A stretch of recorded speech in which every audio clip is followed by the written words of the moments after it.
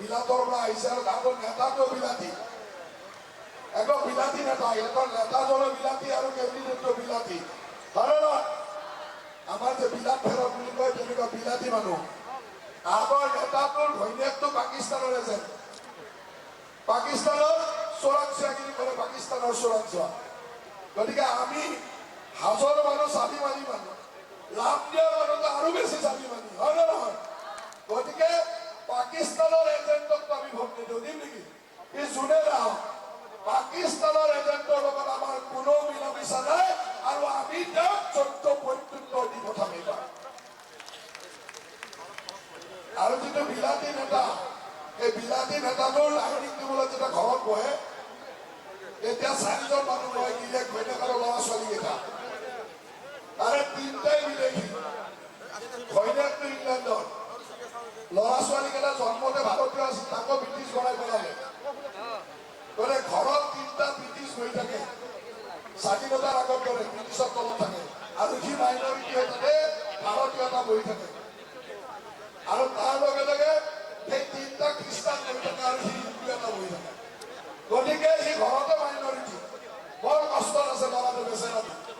মানে ঘৰতে সি খ্ৰীষ্টানৰ দলত থাকিব লাগে, ঘৰতে সি ব্ৰিটিছৰ দলত থাকিব লাগে, আৰু তেনেকুৱা মানুহৰ নেতৃত্বত আমি কংগ্ৰেছ দলৰ ভোট নিদিওঁ, দিম নেকি? দিম নেকি? গতিকে প্ৰথম সি ঘৰত স্বাধীন হৈ লওক। আমি আশা কৰিম যে ল'ৰা ছোৱালীবিলাকক ভাৰতীয় পৰিৱেশ স্বাধীন হৈ লওক, যাতে ভৱিষ্যতে স্বাধীন হ'লে চিন্তা কৰিব পাৰোঁ। আৰু এনেকুৱা পৰাধীন মানুহক এইবাৰ ভালকে শিক্ষা দিব লাগিব, লাগিব নে নাই? লাগিব নে নাই? হাজৰ আম্বিয়াৰ মানুহ, স্বাভিমানী মানুহ, আৰু এইবাৰ এই পাকিস্তানৰ এজেণ্ট আৰু এই পৰাধীন ব্ৰিটিছৰ গোলাম হোৱা নেতাৰ তলত থকা কংগ্ৰেছ দলক আমি এক শিক্ষা দিব লাগিব। তাৰ কাৰণে আমি যোগ্য প্ৰত্যুত্তৰ যাতে দিব পাৰোঁ, তাৰ কাৰণে আপোনালোকে কাম কৰিব। 2 নম্বৰত ইভিএমত প্ৰকাশৰ নামটো 2 নম্বৰত আছে, 1-2 নম্বৰত প্ৰকাশ দাস লিখা থাকিব, তাৰ কাষতে প্ৰকাশৰ ফটোটো লিখা থাকিব। এনেও চুলি কম মানুহ ফটোটো দেখিলে গম পাই যাব এইটোৱে প্ৰকাশৰ ফটো, হয় নে নহয়? ফটোটো দেখিলে গম পাব তাৰোলা মানুহটো মানে প্ৰকাশ, হয় নে নহয়? ফটোটো চাই ল'ব, আৰু কাষতে এটা হাতী আঁকা থাকিব, চেহেৰাটো হাতীৰ দৰে নহয়, তথাপিতো হাতী আৰু, হয় নে নহয়? গতিকে টপা আৰু হাতীটো চাই ল'ব, এইটো টপা মানুহ আৰু হাতী, গতিকে গম পাব যে ইয়াতে ভোট দিব লাগে। আৰু হাজো শুৱালকুছি উন্নয়ন বিকাশৰ কাৰণে তাৰ কাষত থকা নীলা বুটামটো খুব জোৰছে টিপি দিব, যাতে এই অঞ্চলৰ উন্নয়ন বিকাশ প্ৰগতি হ'ব পাৰে। কংগ্ৰেছক ভোট দিব নেকি? কংগ্ৰেছক ভোট দিলে কি পাব? লুঙি পায়, সূতা পায়, সূতা লাগিব নেকি? কম্বল, আঁঠুৱা, লুঙি, টুপি নাপায়। কি লাগিব? 10,000, 25,000, 50,000। তাৰ কাৰণে সকলোৱে মামাক ভোট দিব লাগিব, আৰু মামাৰ কাৰণে প্ৰকাশ দাসক হাতী ছবিত ভোট দিব লাগিব।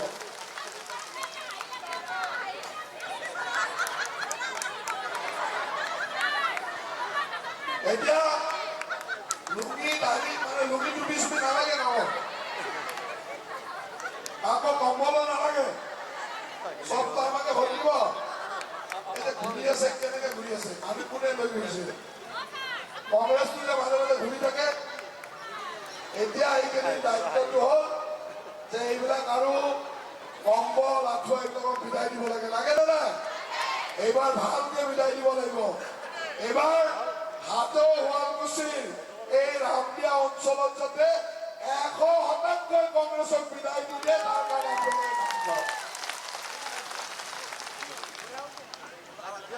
কংগ্ৰেছ আহিলে কি হ'ব? কংগ্ৰেছ আহিলে হ'ব যে আমি চাকৰি দিব লগা হ'ব, হয় নে নহয়? ACS, APS, 3rd grade, 4th grade চব 50 লাখ, 20 লাখ, 1 কোটি, 2 কোটি দি কিনিব লাগিব, লাগিব নে নাই? আৰু আমাৰ মামাই যোৱাবাৰ ইলেকশ্যনৰ আগত কৈছিল যে আমি 1 লাখ যুৱক যুৱতীক চৰকাৰী চাকৰি দিম। এই 5 বছৰ শেষ হবৰ হ'ল আমি 1,64,000 ল'ৰা ছোৱালীক আমি চাকৰি দিলো এটাও দুৰ্নীতিৰ অভিযোগ নাই কোনো দুৰ্নীতি কৰা বুলি ক'ব নোৱাৰে নিকা স্বচ্ছ মেধাৰ ভিত্তিত আজি 1,64,000 মানুহক আমি চাকৰি দিছো এইবাৰ মুখ্যমন্ত্ৰীয়ে কৈছে যে অহাবাৰ চৰকাৰ বনোৱাৰ লগে লগে আমি 5 বছৰত 2 লাখ যুৱক যুৱতীক চৰকাৰী চাকৰি দিম লাগিব না নাই ৰাজবাসী আমি যোৱাবাৰ 1 লাখ যুৱক যুৱতীক আমি মুখ্যমন্ত্ৰীৰ আত্মনিৰ্ভৰ অসমৰ জৰিয়তে 2 লাখৰ পৰা 5 লাখ টকা দিছিল হাজত পাইছে অহাবাৰ আমাৰ চৰকাৰৰ দিনত 10 লাখ যুৱক যুৱতীক একেলগে আমি 2 লাখৰ পৰা 5 লাখ টকা দিম যাতে তেওঁলোকে ব্যৱসায় বাণিজ্য কৰিব পাৰে চাকৰি পালে এটা পৰিয়াল চলে ব্যৱসায় কৰিলে দোকান দিলে লগত আৰু এজন মানুহ ৰাখিব লাগে এমপ্লয় ৰাখিব লাগে গতিকে 3-4টা 5টা পৰিয়াল চলে সেইকাৰণে এইবাৰ 10 লাখ যুৱক যুৱতীক যাতে আমি মুখ্যমন্ত্ৰীৰ আত্মনিৰ্ভৰ অসমৰ জৰিয়তে 2ৰ পৰা 5 লাখ টকা দিব পাৰো তাৰ কাৰণে আমাৰ চৰকাৰে কাম কৰিছে আৰু এইবিলাক কাম কৰিবৰ কাৰণেতো প্ৰকাশ দাসক ভোট দিব লাগিব নে নাই নহলে কি হব ইফালে নলবাৰীত মানুহে আগবাঢ়ি গৈ থাকিব ইফালে জালুকবাৰীত মানুহ আগবাঢ়ি গৈ থাকিব মাজত হাজৰ শুৱালকুছি ৰৈ যাব হয়নে নহয় হাজৰ শুৱালকুছিৰ উন্নয়ন হব লাগিব আৰু প্ৰকাশ দাসৰ নেতৃত্বত এই কামবিলাক হৈ থাকিব গতিকে মই ভাবো যে আমাৰ ৰামদিয়াবাসী ৰাইজে হাজৰ শুৱালকুছিবাসী ৰাইজে এইবাৰ হিমন্ত বিশ্ব শৰ্মা ডাঙৰীয়াক মুখ্যমন্ত্ৰী বনাবৰ কাৰণে প্ৰকাশ দাসক বিপুল ভোটত বিজয়ী কৰিব বুলি আশা ৰাখিছো মই আৰু বেছি দীঘলীয়া কথা নকওঁ আপোনালোকক এইটোৱে কৈছো যে আপোনালোকৰ মৰমৰ প্ৰকাশ দাস সৰুৰে পৰা ৰাজহুৱা কামৰ লগত জড়িত হৈ আহিছে ছাত্ৰ সংগঠন কৰিছে ছাত্ৰ ৰাজনীতিৰ কাম কৰিছে আমাৰ দলত ভাৰতীয় জনতা পাৰ্টিটো সেৱা কৰিছে এতিয়া অসম গণ পৰিষদ দলৰ প্ৰাৰ্থী হিচাপে আপোনালোকৰ মাজত ভোট বিচাৰি আহিছে আৰু আপোনালোক সকলোৱে নিজৰ ভাই বুলি নিজৰ ককাই বুলি নিজৰ ল'ৰা বুলি নিজৰ ভতিজা বুলি আপোনালোক সকলোৱে প্ৰকাশ দাসক হাতীৰ চিনত ভোট দি বিপুল ভোটত বিজয়ী কৰিব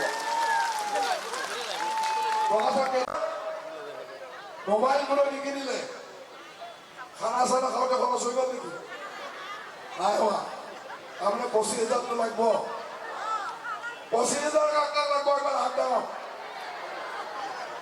চবকে লাগিব মুখ্যমন্ত্ৰীয়ে কৈছে যে যোনে মোবাইল কিনা নাই আৰু খানা চানা খাই খৰচ কৰা নাই যোনে ব্যৱসায় কামত খৰচ কৰিছে তেওঁলোকক অহাবাৰ আমি 25,000 টকা কৰি দিম আৰু 25,000টো যোনে ভালকে খৰচ কৰিব তেওঁলোকক আমি 50,000 টকাকে দিম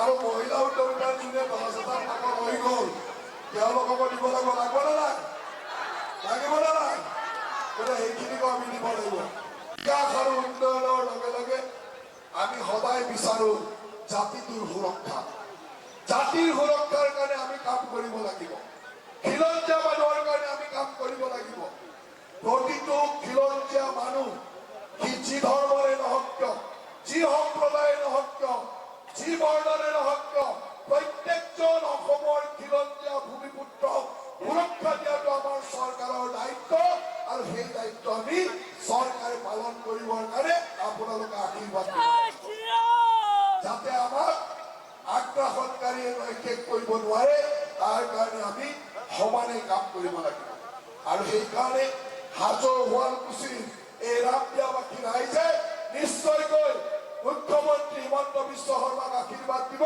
যাতে এখন সুৰক্ষিত অসম বিকশিত অসম কৰিব পাৰে আমি উন্নয়নৰ লগে লগে আমি সদায় চিন্তা কৰো যাতে প্ৰতিটো পৰিয়ালক আমি সুৰক্ষিত কৰিব পাৰো প্ৰতিজন ভোটাৰক প্ৰতিজন নাগৰিকক আমি সুৰক্ষিত কৰিব পাৰো আজি আপোনালোকক সেই ধৰণে সুৰক্ষা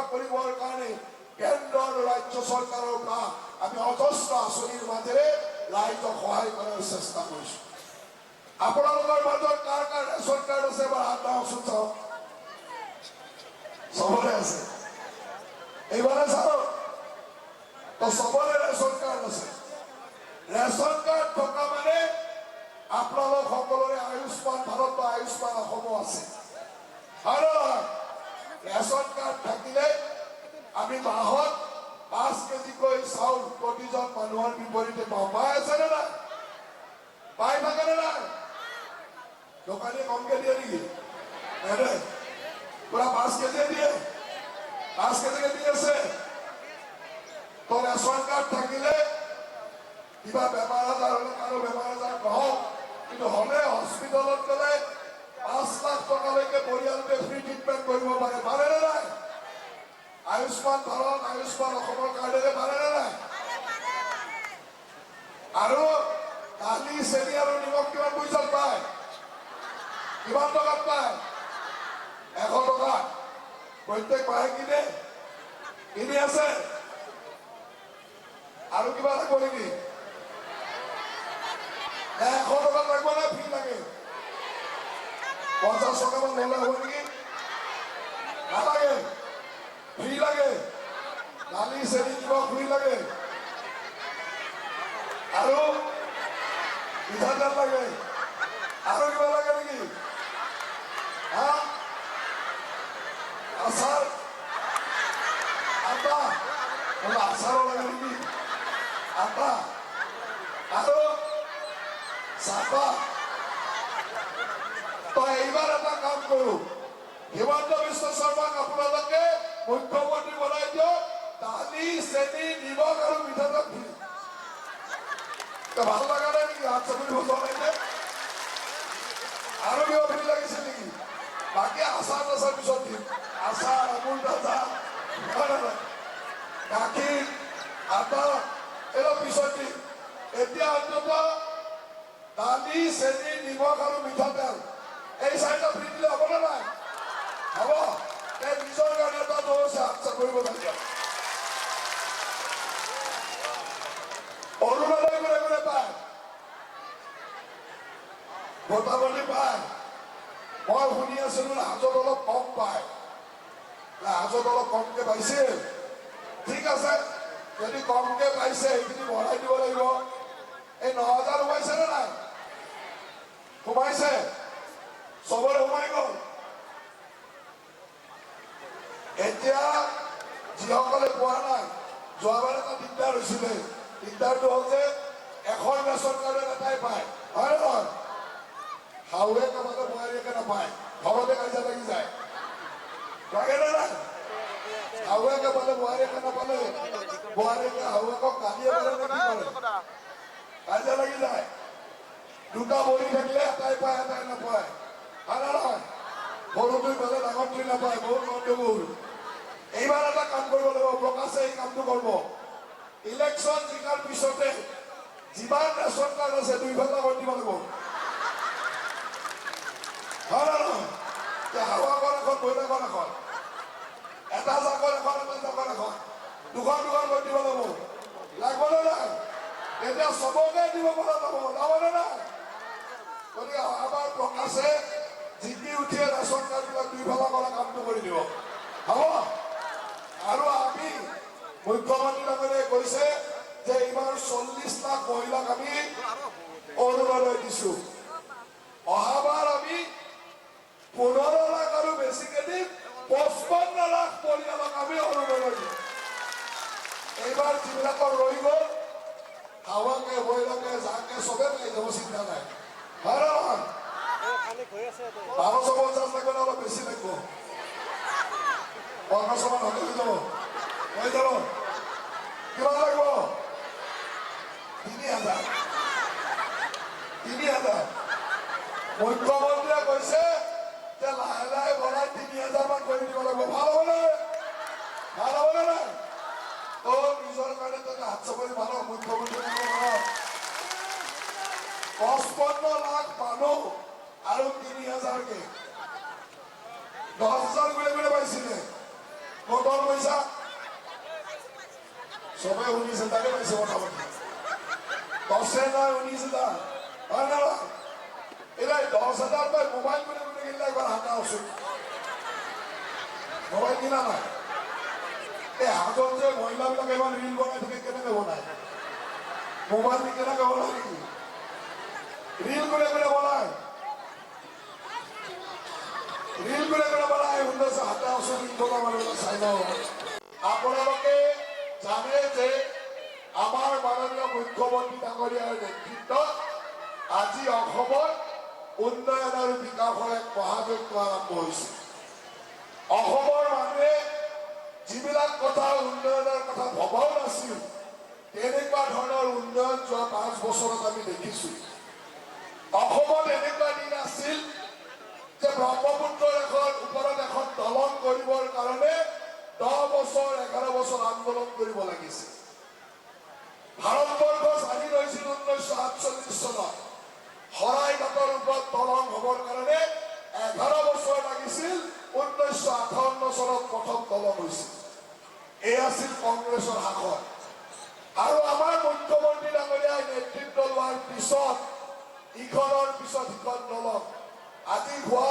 শৰাইঘাটৰ দলঙৰ কাষত এখন দলং পলাশবাৰীৰ পৰা শুৱালকুছিলৈকে দলং ফাঁচী বজাৰত দলং নাৰেংগী গুৰুৱাত দলং প্ৰতিটো অঞ্চলতে ইখনৰ পিছত ইখনকৈ দলং নিৰ্মাণ হৈছে দলংটো বাদ দিয়ক আজি অসমত এনেকুৱা পৰিৱেশ আহিছে যে প্ৰধানমন্ত্ৰী নৰেন্দ্ৰ মোদী ডাঙৰীয়াৰ নেতৃত্বত ব্ৰহ্মপুত্ৰৰ তলেৰেও সুৰংগ ৰাস্তা হ'ব য'ত ৰেলগাড়ী চলিব য'ত আপোনাৰ মোৰ দৰে মানুহে গাড়ীৰে অহা যোৱা কৰিব পাৰি এয়া হ'ল অসমৰ উন্নয়ন আগতে উজনি অসমত যাওঁতে আমি কাজিৰঙাৰ মাজেৰে যাব লগা হৈছিল এতিয়া ভৱিষ্যতৰ দিনত আমি কাজিৰঙাখন 38 কিলোমিটাৰ কাজিৰঙা আমি ফ্লাইঅভাৰেৰে এলিভেটেড কৰিডৰেৰে যাম এই পৰিৱেশ আজি অসমত নিৰ্মাণ হৈছে অসমৰ উন্নয়নত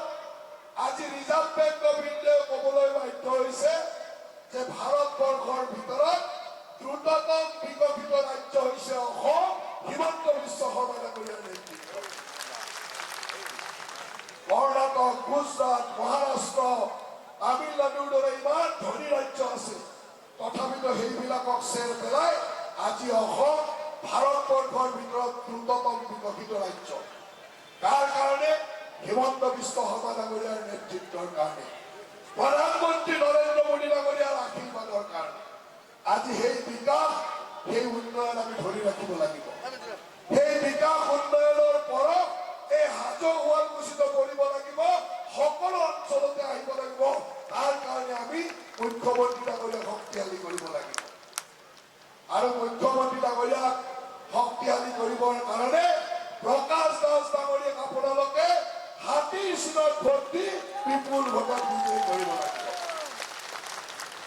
আৰু এটা কথা মনত ৰাখিব আমি হাতী মানে পদুম পদুম মানে হাতী ইয়াত কোনো পাৰ্থক্য নাই হাতী আৰু পদুম আমি একেলগে লগ হৈ নিৰ্বাচন খেলিছো আজি অসমত ভাৰতীয় জনতা পাৰ্টি অসম গণ পৰিষদ BPF গণশক্তি ৰাভা আসাম আমি সকলোৱে মিলি একেলগে নিৰ্বাচন খেলিছো যাতে আমি অসমখনক সকলো দিশেৰে আগবঢ়াই দিব পাৰো এই অঞ্চলত আপোনালোকৰ মৰমৰ প্ৰকাশ দাসে সুন্দৰভাৱে অসম গণ পৰিষদৰ প্ৰাৰ্থী হিচাপে হাতীৰ চিনত নিৰ্বাচন খেলিছে আৰু আপোনালোক সকলোৱে হাতী পদুম বাই অঞ্চলৰ সকলো উন্নয়নকামী ৰাইজে তেখেতক হাতীৰ চিনত ভোট দি বিপুল ভোটত বিজয়ী কৰিব বুলি আশা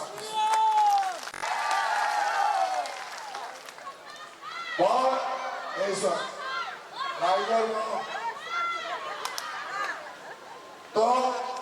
এইবাৰ আপোনালোক সকলোৱে হাজো শুৱালকুছিৰ উন্নয়নৰ স্বাৰ্থত আপোনালোক সকলোৱে প্ৰকাশ দাসক বিপুল ভোটত হাতীৰ চিনত ভোট দি জয়যুক্ত কৰিব আৰু এই হাজো শুৱালকুছি অঞ্চলৰ উন্নয়ন আমাৰ মুখ্যমন্ত্ৰী ডাঙৰীয়া আৰু মই নিজে দায়িত্ব লৈ এই অঞ্চলৰ উন্নয়নৰ কাৰণে ৰাইজৰ কাম কৰিম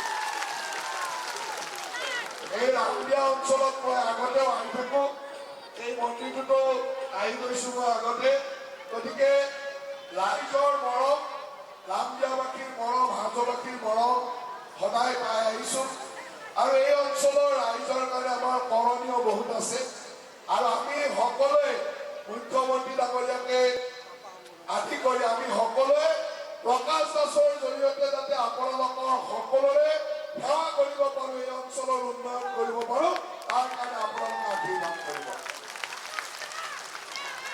শ্ৰদ্ধা ৰাইজ ৰেডি হৈছে নাই সবে ৰেডি হৈছে কিহত ভোট দিব হাতীত কাক ভোট দিব